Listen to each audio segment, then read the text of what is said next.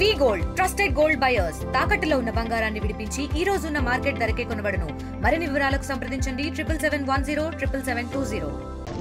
ప్రపంచ పర్యావరణ దినోత్సవ సందర్భంగా సౌతమ్మ గారి మన మంత్రివర్యులు సంక్షేమ మంత్రివర్యులు శ్రీ సౌతమ్మ గారి కార్యక్రమానికి విచ్చేశారు.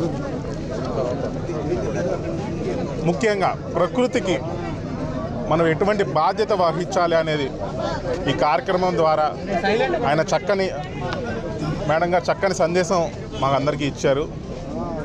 మరి అలాగే శ్రీ నారా చంద్రబాబు నాయుడు గారు ఆదేశం ప్రకారం విజన్ 2047 దానిలో ఒక ముఖ్యమైన సందేశం ఏది ఇచ్చారంటే 2047 సంవత్సరం కల్లా ఇప్పుడు ప్రస్తుతం 30% ఉన్న పచ్చదనాన్ని 50% తీసుకెళ్ళటానికి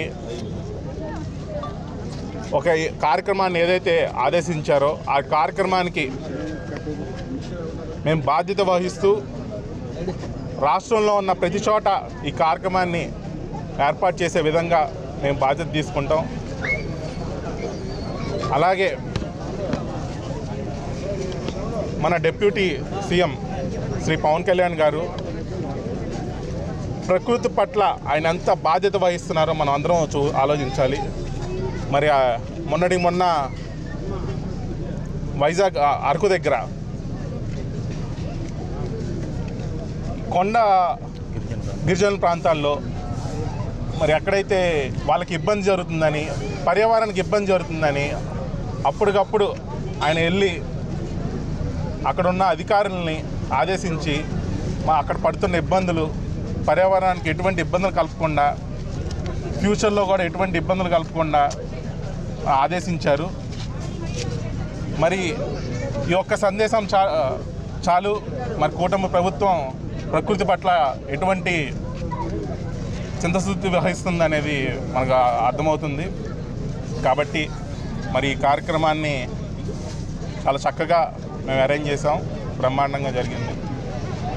అందరికీ అవకాశం ఇచ్చిన మీడియా మిత్రులందరికీ ఈరోజు ప్రపంచ పర్యావరణ దినోత్సవం ఘనంగా ఈరోజు రాష్ట్ర వ్యాప్తంగా మనం చేసుకుంటున్నాం. మరి ముఖ్యమంత్రి చంద్రబాబు నాయుడు గారు, పవన్ కళ్యాణ్, లోకేష్ బాబు గారు, డిప్యూటీ సీఎం పవన్ కళ్యాణ్ గారు ఆదేశాల మేరకు ఈరోజు రాష్ట్ర వ్యాప్తంగా 1 కోటి మొక్కలు ఈరోజు నాటుతున్నామన్న విషయాన్ని కూడా మేము తెలియజేస్తున్నాం. ఎందుకంటే పర్యావరణాన్ని కాపాడవలసిన బాధ్యత మనందరిది ఉంది.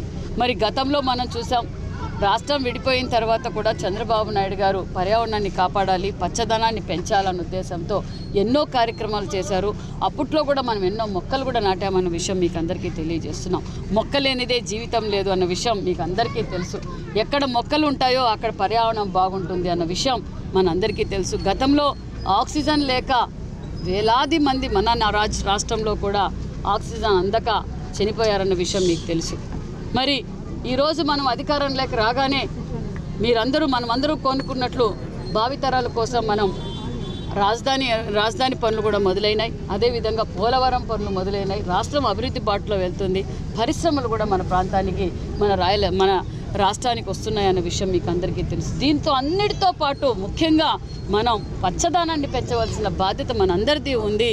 ముఖ్యమంత్రి గారు మరి డిప్యూటీ సీఎం గారు దీన్ని గుర్తించి, ఎందుకంటే ఎక్కడైతే పచ్చదనం ఉంటుందో అక్కడ అన్ని విధాలుగా ప్రజలకి బాగుంటుంది, మనకి సకాలంలో వర్షాలు కూడా పడతాయి అన్న తెలుసుకొని ఈరోజు చంద్రబాబు నాయుడు గారు 1 కోటి మొక్కలు నాటుతున్నాం. చంద్రబాబు నాయుడు గారు అంటేనే విజనరీ అని మనకు తెలుసు. అప్పుడు చంద్రబాబు నాయుడు గారు 2020 అన్నప్పుడు అందరూ అన్నారు, ఏంటప్ప చంద్రబాబు నాయుడు 2020 అన్నారు. ఆ 2020 విజన్ ఏ విధంగా ఈరోజు సక్సెస్ అయిందో మనకు తెలుసు. మరి ఈరోజు మళ్ళీ 2047 అనేది చంద్రబాబు నాయుడు గారి విజన్. మరి 2047లో ఇప్పుడు మనం 30.5% మాత్రమే పచ్చదనం ఉన్నాం.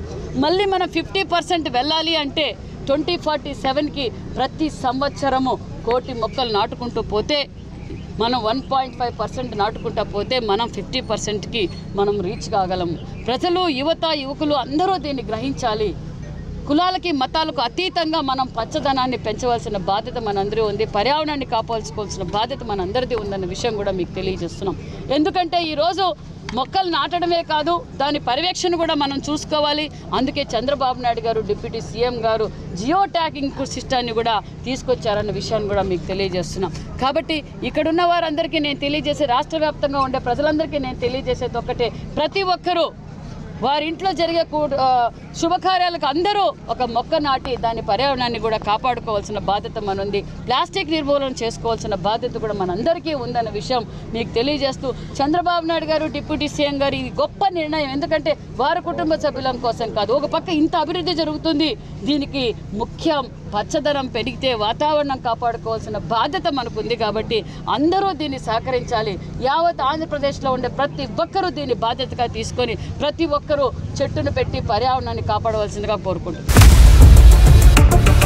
ఇండియా పాకిస్తాన్ ఉద్రిక్తతలపై లేటెస్ట్ అప్డేట్స్ కోసం డౌన్లోడ్ చేసుకోండి RTV లైవ్ యాప్.